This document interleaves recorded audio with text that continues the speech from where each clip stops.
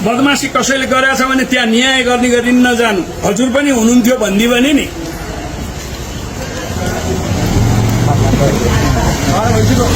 तपाईँ बुझ्नुहोस्, दान दाहिने हातले गरेको बायाँ हातले थाहा पाउनु हुँदैन।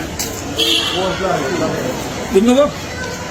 तपाईँले दान गरेर शिलापत्र राख्नुभयो भने त 54वटा ढोका एकै दिन खुल्छ नर्कको। हाम्रो गाउँको जुठिया छोरो पनि अहिले दान गर्ने भएछ भन्छ त्यहाँ आएर। तपाईँको परिचय के? बाउले राखिदिए नाम तारे तिल्किया छोरो होइन? मेरो नि त्यही त हो, तपाईँको पनि त्यही त। बहादुर जेसुकै भने नि मेरो बाउको नाउँ लिएर जाँदा मेरो गाउँमा मलाई चिन्दैन। पण्डितको छोरो भन्यो नि सबैले चिन्ने, कृष्ण प्रसादको छोरो भन्यो भने चिन्दैनन्। ऊ यिन्छन् चल्नु ढाँट्दिनँ मैले। अब भन्ने बित्तिकै के रहेछ? दान भयो होइन? मान अपमान गर्दा 9वटा हुन्छ।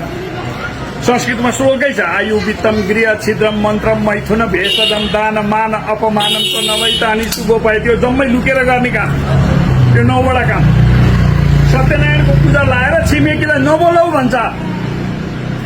सत्यनारायणको पूजा सिद्धिएपछि सबै चिज यथाशक्य राखेर हजुर मैले सत्यनारायणको पूजा लगाएको थिएँ भनेर प्रसाद लिएर जानुहोस्। खाएन भने त्यसलाई पाप लाग्छ, तपाईँलाई धर्म हुन्छ। खायो भने उसलाई पनि धर्म हुन्छ। राम्रै हो। अब हाम्रो त हामी भोलि सत्यनारायण पूजा लाउनु लारे निम्ता भएपछि भोको राखे पाप बेहोर्नुपर्छ। खाएर गए त्यसले नि पाप बेहोर्नुपर्छ। त्यही भएर अप्ठ्यारो परे। अझ हामी नुवाकोटको वरिपरिका 12 जिल्लाका मान्छेले त पाउन खुवाएकै छैन। त्यही भएर हामी दरिद्र भएको। पाहुना भनेको हजुरको सोधेर खुवाउने होइन। आउनुहोस् यता मेरो देउता हजुर आइपुग्नुभयो भनेर राखेर हजुरलाई चाहिने चिज खुवाएर राम्रोसँग सुगला दिएर बिदा गरेर नमस्कार भन्दाखेरि नाउँ थर गोत्र नि सोध्न हुँदैन। त्यसरी खाएको मात्रै पाहुना, अरू बाँकी रिलेटिभले खाला हामी पाहुना भने। अब बुझ्नु, अब यसरी तपाईँको र मेरो परिचय भयो, बाचा भेट भयो र मैले केही खुवाएँ, तपाईँले केही खुवाउनु भयो भने हामी पाहुना भएन। अब हामी परिचित साथी भयौँ। बुझिपुग्छ? अब पाहुनाको धर्मै गरेका छैन। भाइ भाइ आने पाहुना आयो भने अनि नजानेर परिभाषा नजानेर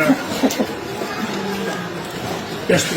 त्यसैले अब तपाईँले कुरो के बुझ्नुहोस् भने पञ्चायतको पालामा म एउटा गोप्य शाखामा थिएँ। अनि म गोप्य शाखामा थिएँ। सुन्नुहोस्, नमस्कार है हजुर। त्यो बेलामा एउटा कागज पत्र हुन्थ्यो, अराष्ट्रिय तत्त्वहरूको फाइल भनेर लेख्नु पर्थ्यो।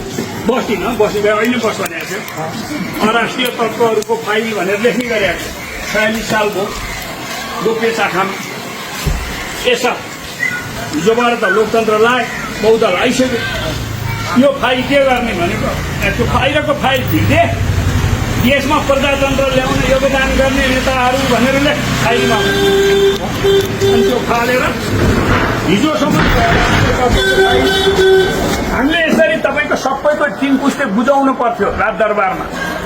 त्यो मान्छे सिडिओ दिन हुन्छ कि हुन्न भनेर सोध्थे राजाले स्थान विशेषको अफिसरलाई। त्यसलाई राजदूत दिन हुन्छ कि हुन्न भनेर सोध्थे। अनि मिलिटरीले घर घर गएर बुझेर कस्तो मान्छे के मान्छे इन्ट खटाएर अनि उसले ल्याएको रिपोर्ट अनुसार मिलाएर अनि जाहेर गर्नुपर्थ्यो। अब अहिले हजुरको झोले सोले सबै जाने। अरू त छोडिदिनुहोस्, अहिले हाम्रो सम्माननीय प्रधानमन्त्रीज्यूलाई उमाल्या पानी खुवाउने, ब्लड प्रेसर हेर्ने महारानीलाई यहाँ चिकित्सा शास्त्र अध्ययन संस्थानको डिन बनाइदिएको छ। त्यही भएर नेपालका डाक्टर धेरै फेल भइरहेछन्, पढाउनै चाहन्न। उनी सधैँ उतै। ल हजुरहरूलाई धेरै होला आजलाई अध्याय यतिमा विश्राम। हजुरहरूले जसलाई लक्ष्मी भनेर पूजा गर्नु भएको छ त्यो साँडे श्रीमती है हजुर। हजुरहरूले मेरो मान्छे फलानु गतिलो मर्जी हुन्छ नि त्यो साँडे चाहिँ जोई हो है।